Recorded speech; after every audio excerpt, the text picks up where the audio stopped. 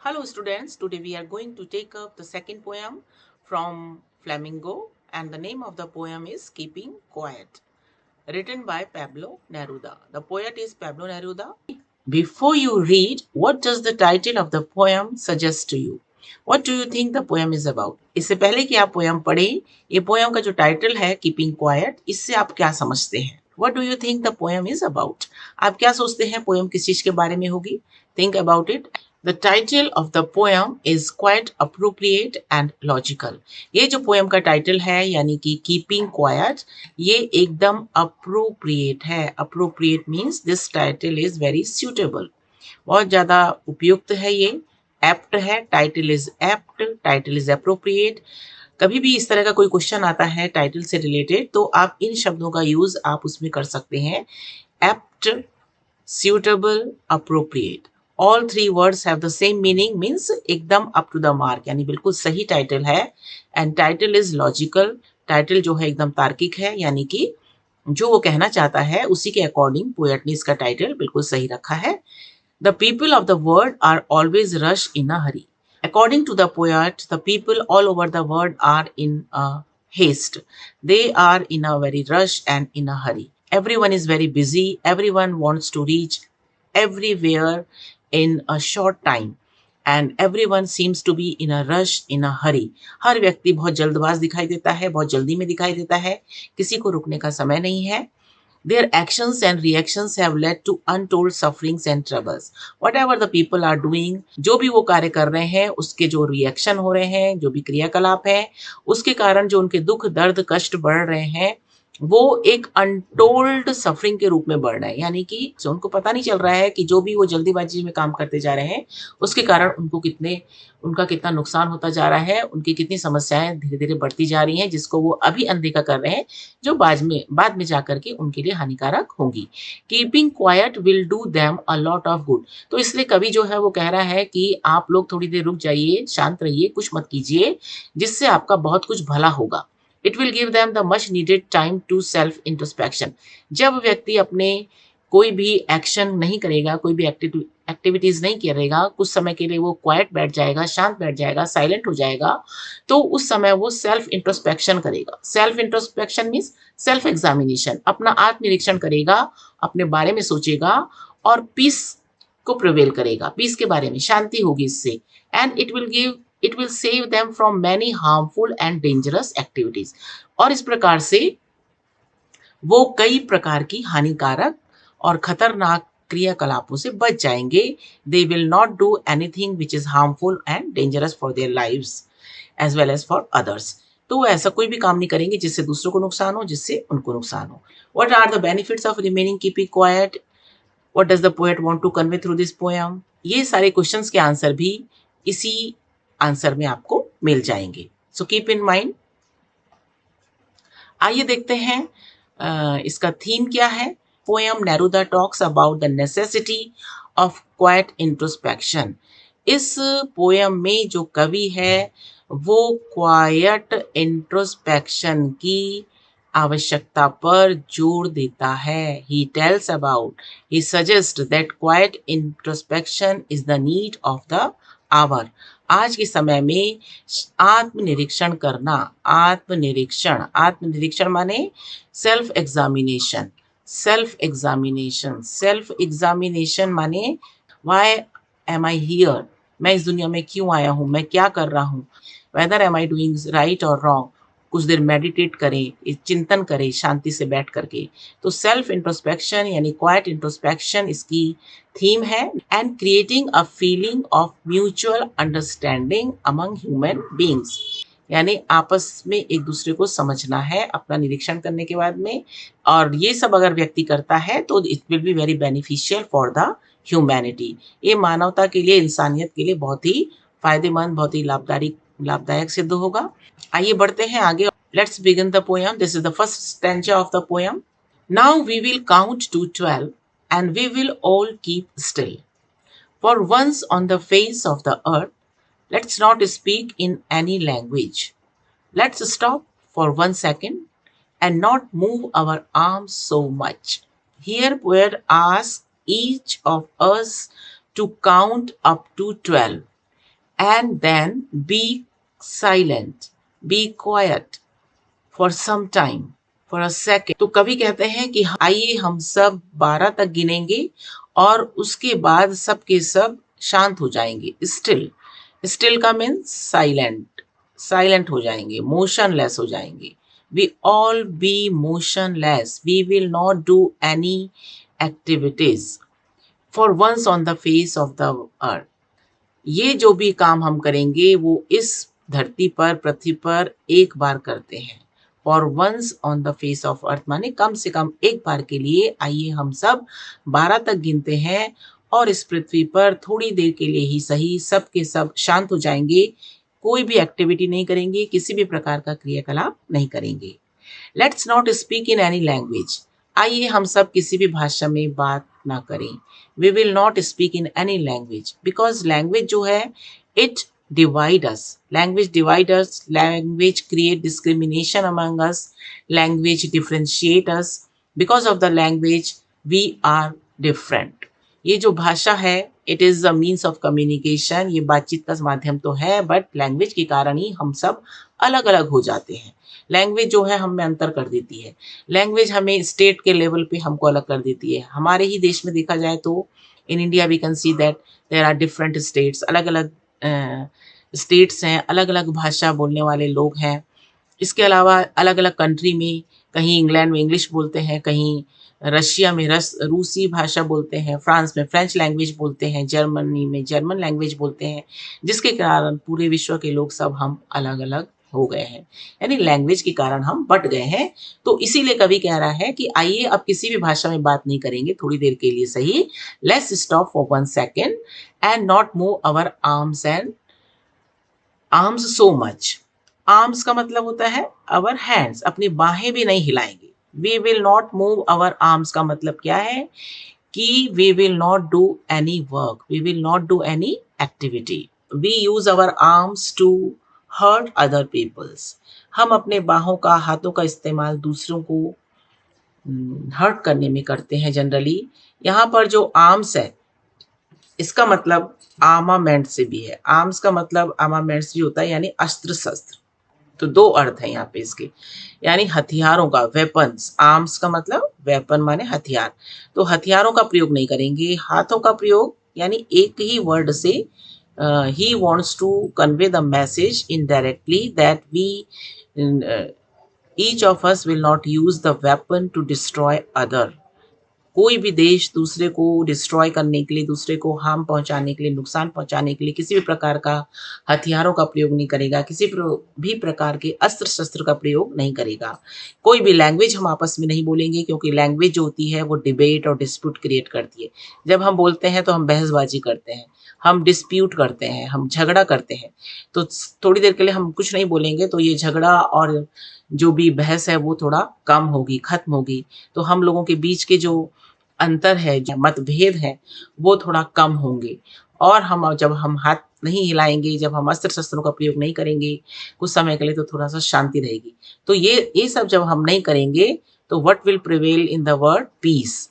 Piece होगा देश में, क्या होगा? ब्रदरहुड होगा, ब्रदरहुड बढ़ेगा, यानी भाईचारा बढ़ेगा, शांति रहेगी सबके सब में।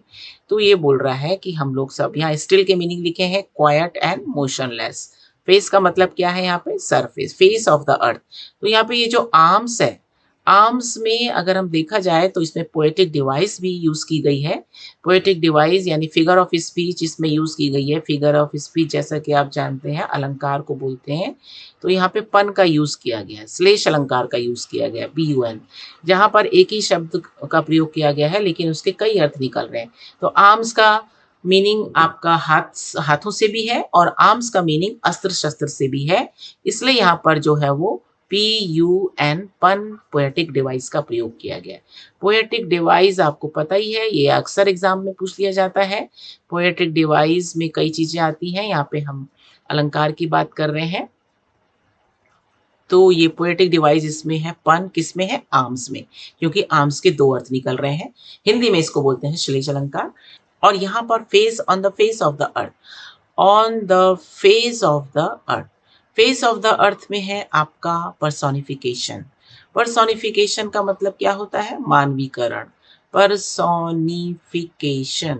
पर्सोनिफिकेशन मानवीकरण अलंकार है। जब हम किसी नॉन लिविंग थिंग को, किसी प्लांट को, किसी एनिमल को हम ह्यूमन क्वालिटीज दे देते हैं, मानव के जो गुण होते हैं वो दे देते हैं। जैसे चेहरा, चेहरा जो होता है वो मनुष्य का होता है।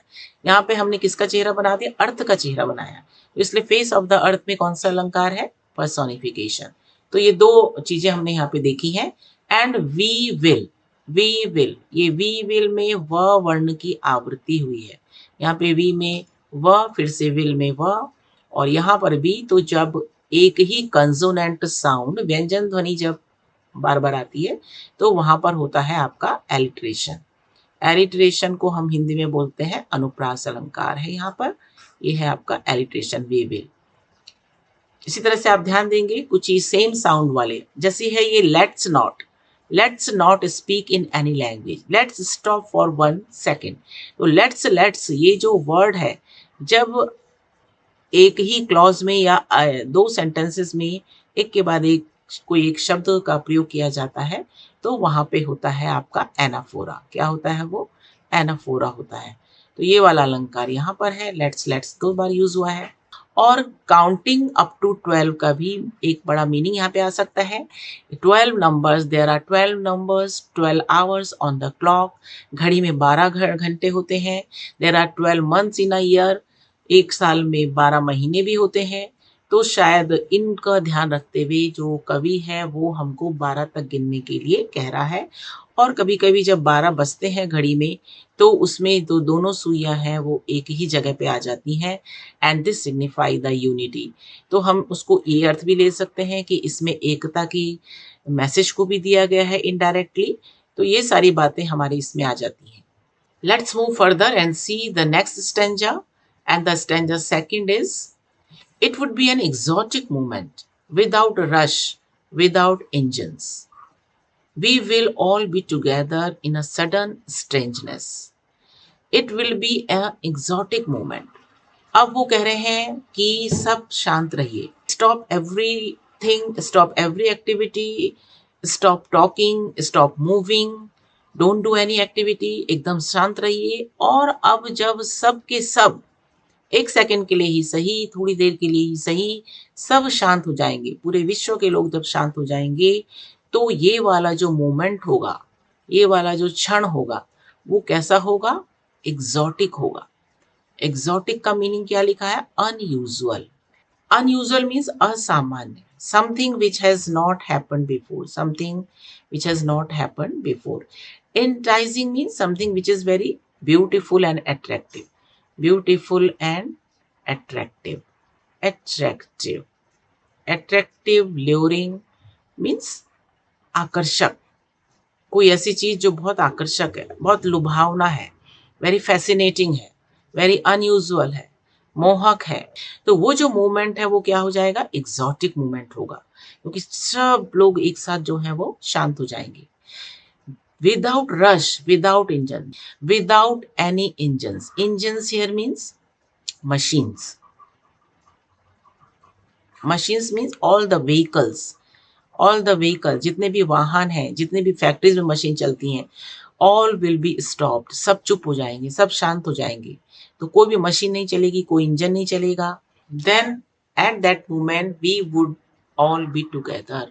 और वो जो समय होगा, वो जो क्षण होगा, हम सब के सब एक साथ होंगे, सब के सब एक हो जाएंगे, सब के सब शांति से सोचेंगे। And the message of brotherhood, brotherhood माने सब एक हो जाएंगे, यूनिटी हो जाएगी, पीस हो जाएगी, शांति हो जाएगी। और ह्यूमैनिटी, वेलफेयर ऑफ ह्यूमैनिटी, मानवता का की भलाई होगी। तो सब के सब जब हम एक साथ हो जाएंगे तो पूरे विश्व में शांति होगी, एकता होगी, भाईचारा बढ़ेगा। और यही मानवता के लिए फायदेमंद है और मानवता की, इंसानियत की रक्षा होगी। Because nowadays people have become very selfish. They have become self-centered. They think only about themselves. आजकल लोग बहुत स्वार्थी हो गए हैं, वो सिर्फ अपने बारे में सोचते हैं। Poet observed that people have forgotten the brotherhood. लेखक ये देखता है कि आज लोग जो हैं आपस में भाईचारा कम हो गया है, लोगों के बीच में सब कुछ भूल गए हैं। Instead of supporting each other, they even harm others for their own comfort. दूसरे को मदद करने के बजाय वो उनको हानि पहुंचाते हैं अपने आराम के लिए। Poet appeals them, the poet request them, उनसे अपील करता है पोएट, रिक्वेस्ट भी कर रहा है एक किस्म से कि आए सब लोग मिल करके शांति से बैठें, एक दूसरे के बारे में सोचें।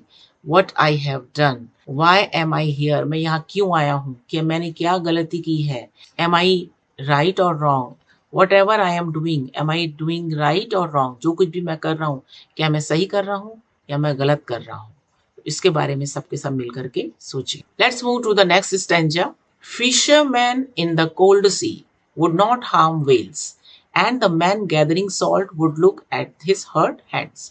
कवि कह रहा है कि जो फिशरमैन है, जब सब शांत हो जाएंगे तो जो फिशरमैन है, जो मछुआरे हैं, वो ठंडे सागर में एकदम फ्रीजिंग जो सी होता है समुद्र में, वेल्स को नुकसान नहीं पहुंचाएंगे। जो वेल्स है जो अपने फायदे के लिए मारते हैं, जो मछुआरे जो हैं मछलियों को मारते हैं, तो फिर वो भी वो काम नहीं करेंगे, थोड़ी देर वो शांत हो जाएंगे और ये जो सी एनिमल है उसको कोई नुकसान नहीं पहुंचाएंगे। मछुआरे और वेल के एग्जाम्पल से कवि जो है पूरे विश्व के उन लोगों को संबोधित कर रहा है जो अपने फायदे के लिए निरीह प्राणियों को, निरीह जानवरों को मारते हैं बड़ी निर्दयता पूर्वक। तो वो बोल रहे हैं कि कुछ समय के लिए जब सब शांत हो जाएंगे तो लोग जो हैं वो इन एनिमल्स को नुकसान नहीं पहुंचाएंगे, संसार के एनिमल्स को नुकसान नहीं पहुंचाएंगे। ये जितने भी एनिमल्स हैं ये सब इकोसिस्टम का एक पार्ट है। इकोसिस्टम जो हमारा ये पारिस्थितिक तंत्र होता है, सभी हम जो है, जो पीपल हैं, एनिमल्स हैं, प्लांट्स हैं, we all are independent on each other. हम सभी के सभी एक दूसरे पर निर्भर हैं, तो सबको सबकी आवश्यकता है। इसीलिए वो कह रहा है कि कोई भी किसी को भी इन जानवरों को मारने का अधिकार नहीं है, मारना नहीं चाहिए। अपने पर्यावरण की रक्षा के लिए, अपने इन्वायरमेंट की रक्षा के लिए, अपने धरती की रक्षा के लिए, अर्थ को प्रोटेक्ट करने के लिए ये बहुत जरूरी है, इनका जीना बहुत जरूरी है। And the man gathering salt, और जो सागर में, समुद्र में जो लोग हैं वो जो सॉल्ट को, नमक को इकट्ठा करते हैं, गैदर मीन्स होता है collect, to collect the salt, would look at his hurt hand, they will stop collecting the salt, वो नमक को इकट्ठा करना बंद कर देंगे और वो थोड़ी देर के लिए अपने हाथों को देखेंगे। तो हाथों को जब वो देखेंगे तो वो देखेंगे कि उन्होंने नमक को इकट्ठा करते करते अपने हाथों को भी हर्ट कर दिया है, उनके हाथ भी खराब हो गए, उनके हाथों को भी उन्होंने नुकसान पहुंचा दिया, उनमें भी चोट हो गई, वो हाथ भी जो है वो घायल हो गए हैं। तो in this way the poet want to say कि जो व्यक्ति है इस संसार में वो आज बहुत ज़्यादा बिजी हो गया है और he want to achieve more and more, and in that process he forget what is actually beneficial for him or what is harmful for him। व्यक्ति जो है बहुत जल्दी में है, बहुत व्यस्त है और बहुत कम समय में बहुत ज़्यादा कुछ प्राप्त करना चाहता है, और इस प्रोसेस में वो ये भूल जाता है कि ज़्यादा से ज़्यादा चीज़ों को अचीव करने के लिए ये मटेरियल थिंग्स, जो भौतिक चीज़ों को वो इकट्ठा कर रहा है, जो उसकी डिज़ायर्स हैं, जो उसकी इच्छाएं हैं, उनके पीछे वो भाग रहा है, उनको प्राप्त करने में उसको अपना कितना नुकसान हो रहा है। तो आज हम देखते हैं कि जो व्यक्ति है इस आधुनिक समय में बहुत सी health diseases, health related problems उसको हो रही हैं, और अगर व्यक्ति जब शांत हो जाएंगे, सब एक्टिविटीज खत्म हो जाएगी, अब व्यक्ति अपने बारे में सोचेगा तो वो थोड़ी देर के लिए अपने हाथों को भी देखेगा। When he get time, he look at his hands and he will realize how harm he has done to his own hands। और जब उसको टाइम मिलेगा, अपने हाथों को देखा गया तो उसको एहसास होगा कि उसने अपने ही हाथों को कितना नुकसान पहुंचा लिया है। आइए देखते हैं next stanza. Those who prepare green wars, wars with gas, wars with fire, victory with no survivors, would put on clean clothes। पूरे विश्व के लोगों से वो एक रिक्वेस्ट कर रहा है, वो बता रहा है कि आप लोग क्या कर रहे हैं। वी डोंट वॉन्ट वॉर, कोई लड़ाई झगड़ा नहीं चाहिए हमको क्वेरल नहीं चाहिए। क्वेरल माने झगड़ा, डिस्प्यूट झगड़ा, वॉर माने युद्ध। तो युद्ध करके व्यक्ति क्या कर रहा है, क्या वो करता है, उन सबको वो अपील कर रहे हैं कि दोज माने people who are preparing green wars. Who are, green war का मतलब यहाँ पे क्या है? War against nature, war against nature, यानी प्रकृति के खिलाफ युद्ध। War against nature, war against environment, environment, environment यानी पर्यावरण के खिलाफ युद्ध। पर्यावरण के खिलाफ युद्ध कैसे कर रहा है व्यक्ति? He is cutting the trees for his benefit and he is harming the natural resources, जो प्राकृतिक संपदा है धरती के ऊपर और धरती के नीचे। जितने भी हमारे मिनरल्स हैं, खनिज पदार्थ हैं, जितने भी हमारे पेड़ पौधे हैं, हमारे वेजिटेशन है, वेजिटेशंस माने वनस्पतियां हैं, पेड़ पौधे हैं, इन सबको वो नुकसान पहुंचा रहा है, पेड़ों को काटता जा रहा है, जिसके कारण आपको पता ही है कि पेड़ के काटने से कितना नुकसान होता है। तो इसको भी हमारे ऑक्सीजन की कमी हो जाती है, हमारे वर्षा की कमी हो जाती है, बहुत सारे नुकसान होते हैं पेड़ों को काटने से। बाढ़ आती है, फ्लड आती है, क्योंकि जो पेड़ों की रूट्स होती हैं वो फ्लड को, वो मिट्टी को जो है वो सॉइल इरोजन्स हमको प्रोटेक्ट करती हैं। तो पेड़ों के काटने से ये सारे नुकसान होते हैं। तो इन्हीं सब के लिए उन्होंने क्या नाम दिया है? Green war. इनको भी, यानी पर्यावरण और प्रकृति के खिलाफ जो वो कर रहे हैं लोग, वो भी किसी युद्ध से कम नहीं है।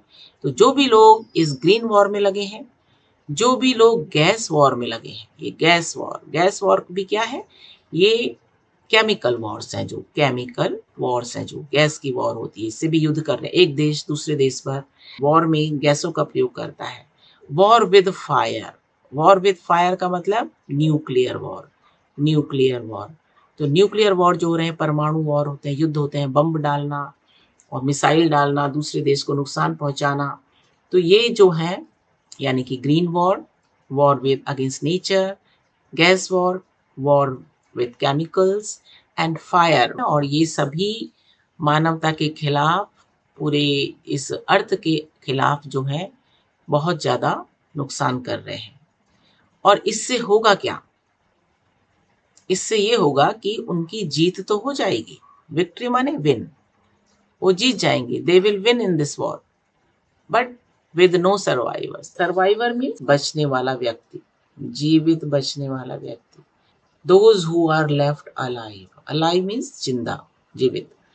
तो ये इस युद्ध में जो जीतता है, जो देश या जो भी व्यक्ति जीतते हैं, उनके भी तो कुछ लोग मरते होंगे। तो ऐसी जीत का क्या मतलब है? What is the use of this type of victory? There will be no one to celebrate this victory. कोई तो बचेगा नहीं इस विक्ट्री का आनंद लेने के लिए। जब अपना भी नुकसान हो रहा है तो इस जीत का कोई फायदा नहीं है, कोई भी सर्वाइवर नहीं बचेगा। फ्लड आता है, जब कोई बाढ़ आती है, जब कोई इलनेस होती है, कोई बीमारी होती है, कोई एक्सीडेंट होता है, उसमें जो लोग बच जाते हैं जिंदा, उनको बोलते हैं सर्वाइवर। अब यहाँ पे आप देखिए, इसमें भी Wars with gas, Wars with fire, इसमें भी क्या किया गया है? एक ही शब्द का 3 बार प्रयोग किया गया है, यानी किसी भी वर्ड का जो बार बार प्रयोग करा जाता है उसे बोलते हैं रेपिटिशन, पुनरावृत्ति। तो रेपिटिशन किसी चीज को एम्फसाइज करने के लिए, अपनी अपनी बात को, अपनी जो आप बोलना चाह रहे हो उसको इफेक्टिव बनाने के लिए और प्रभावशाली बनाने के लिए इस पोएटिक डिवाइस का भी प्रयोग किया जाता है। तो एक ही वर्ण की, एक ही शब्द की आवृत्ति जो है वो कई बार हुई है, तो इसलिए यहाँ पे कौन सा अलंकार है? Repetition. Here again clean clothes, clean clothes में भी हमको एलिट्रेशन दिखाई देता है। एलिट्रेशन माने अनुप्रास अलंकार है। Would put on clean clothes, he asked the people to put on clean clothes. इसका मतलब है वो लोगों से कह रहे हैं कि आप साफ स्वच्छ वस्त्र धारण करें। Means please stop violence, please stop killing innocent people, please stop killing innocent animals, innocent living beings। जो निर्दोष लोग हैं उनको मारना बंद कीजिए, हिंसा बंद कीजिए, नहीं तो हिंसा और उसके जो दाग आपके कपड़ों में लगे थे उसे हटाइए। लोग जिनके पास बहुत ज़्यादा अस्त्र शस्त्र हैं, जिनके पास बहुत ताकत है, बहुत शक्ति है, वो अपनी ताकत को प्रूव करना चाहते हैं, उन लोगों से कभी अपील करता है कि आप ये सब छोड़िए और अपने साफ सुथरे कपड़े धारण करिए और सबके साथ सॉलिडेरिटी के साथ एक साथ मिल करके रहिए। And walk about with their brothers in the shed doing nothing, what I want should not be confuse. When I say सब मिलकर के एक साथ चलें, एक साथ रहें, एक साथ शेड में रहें, एक साथ एक दूसरे को प्रोटेक्ट करें. Doing nothing, what I mean should not be confused. When I say that you should not do anything, जब मैं कहता हूँ कि कुछ नहीं करना है तो मेरा मतलब ये नहीं है आपको confuse. There is no need to be confused with total inactivity. कुछ ना करने का मतलब टोटल इनएक्टिविटी से नहीं है, कि टोटल माने संपूर्ण निष्क्रियता से नहीं है. You should not do anything, you should not be productive. Total inactivity माने productive, no production. You should not be productive मतलब कुछ ना कुछ काम आपको करते रहना चाहिए. मेरा कहने का मतलब ये नहीं है कि तो ही सेड मैं पूरी तरह से इनएक्टिविटी की बात नहीं कर रहा हूँ, अनप्रोडक्टिवनेस की बात नहीं कर रहा हूँ. The poet says when he is advising silence to be silent, he should not be confuse with total inactivity. Poet कहता है कि जब वो साइलेंट रहने की सलाह देते हैं तो आपको कंफ्यूज नहीं होना है कि मैं कह रहा हूँ निष्क्रिय हो जाइए. Doing nothing doesn't lead to total inactivity. Total inactivity means death, and he has no association with death. Life is what it is about. जीवन वही है जो हुआ करता है, यानी चलने का नाम ही जीवन है. मैं आपको पूरी तरह से रुकने के लिए नहीं कह रहा हूँ. अगर व्यक्ति थम जाएगा, पूरी तरह से इनएक्टिव हो जाएगा तो वो तो मौत हो गई. मैं वैसा नहीं कह रहा हूँ. I want no truck with death, I don't have any association with death. Truck means to have no truck with का मतलब होता है टू रिफ्यूज टू एसोसिएट और deal with, to refuse to tolerate something, think it out. इसके साथ मेरा कोई रिश्ता नहीं है मौत के साथ. मेरा ये मतलब बिल्कुल नहीं है कि आप इस तरह से हो जाएं. If we were not so single-minded about keeping our lives moving, we should not be focused only on one thing. Keeping our lives moving, we should learn to give us rest. हमें थोड़ी देर रुक भी जाना चाहिए, थोड़ी देर ठहर जाना चाहिए, हमेशा दौड़ते रहना नहीं चाहिए. And for once could do nothing, perhaps a huge silence might interrupt this sadness of never understanding ourselves and for threatening ourselves with death. And for once could do nothing. एक बार कभी हम कुछ नहीं भी करते हैं तो ये जो साइलेंस होता है, ये इतना बड़ा साइलेंस होगा, माइट इंटरप्ट दिस सैडनेस. वो हमारे इस सैडनेस को, हमारे इस दुख को कम कर सकता है, उसमें व्यवधान ला सकता है. यानी if we remain silent for some time, it will do a lot of good for us. अगर हम कुछ समय के लिए शांत हो जाएंगे तो इससे हमारा बहुत भला ही होगा और हमारी ये इस सैडनेस को कम करेगा. शायद ये खामोशी, कुछ समय की खामोशी आपको, आप स्वयं को समझने में हेल्प करे और आपको मौत के मुंह में ढकेलने से भी रोके. तो silence is a source of great strength, क्योंकि शांति जो होती है वो बहुत ताकतवर होती है. Silence is the strength of everyone.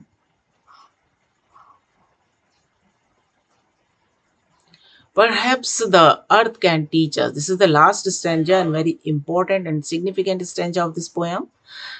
Perhaps the earth can teach us as when everything seems dead and later proves to be alive. Now I will count up to 12 and you keep quiet and I will go. कि जब मैं कह रहा हूँ कि आप silent हो जाए तो मेरा मतलब टोटल इनएक्टिविटी से नहीं है.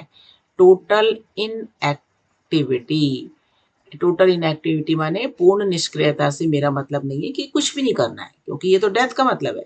अब वो now in this lines he clarifies himself, he explains it a lot.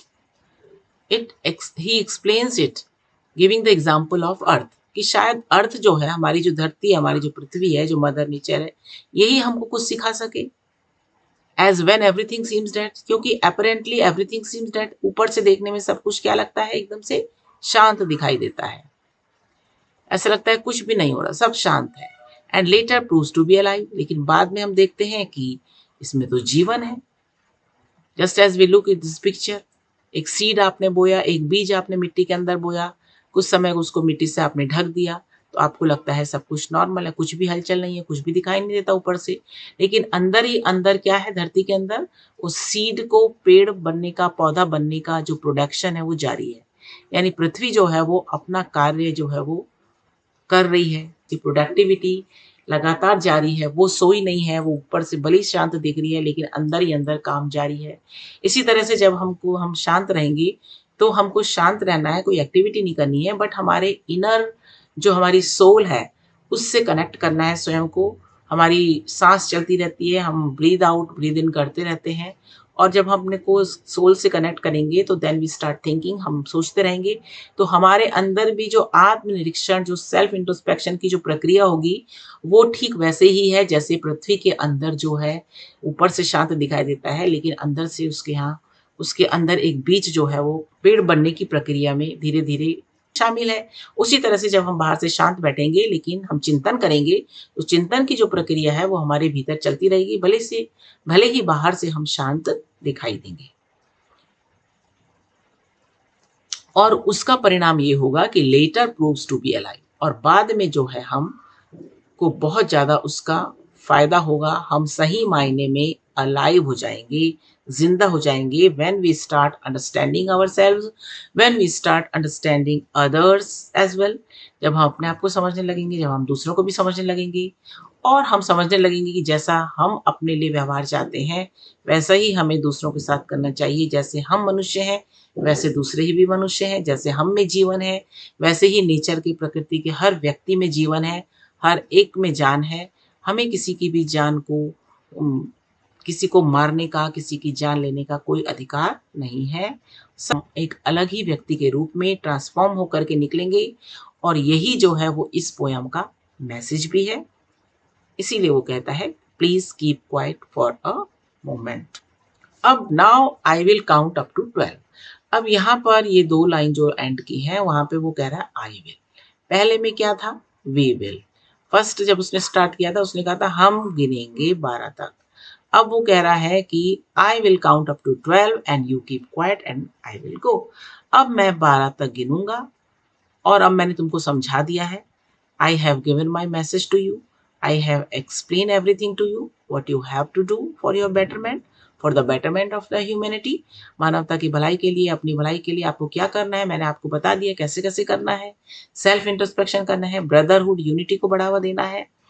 और अब मैं गिनूंगा 12 तक। Now I am going and you keep quite. अब आप शांत हो जाइए, अब मैं जा रहा हूँ, मैं चला जाऊंगा। अब आप शांत हो जाइए, मतलब start understanding your self, start meditating, start self introspection, and think about the welfare. How can we make this earth a better place? कैसे हम इस पूरी धरती को एक बहुत अच्छी जगह बना सकते हैं। And here the poem ends, giving the message, a message to the world. We don't want war, we want peace. हमें कोई युद्ध नहीं चाहिए, पूरे विश्व के लिए एक मैसेज देती है ये कविता। इसी नोट के साथ ये पोयम यहाँ पे खत्म होती है। आशा है आपको पसंद आई होगी। If you like this poem, please press the like button, share with your friends, and keep watching, keep learning, keep practicing. Thanks for watching once again. Thank you so much.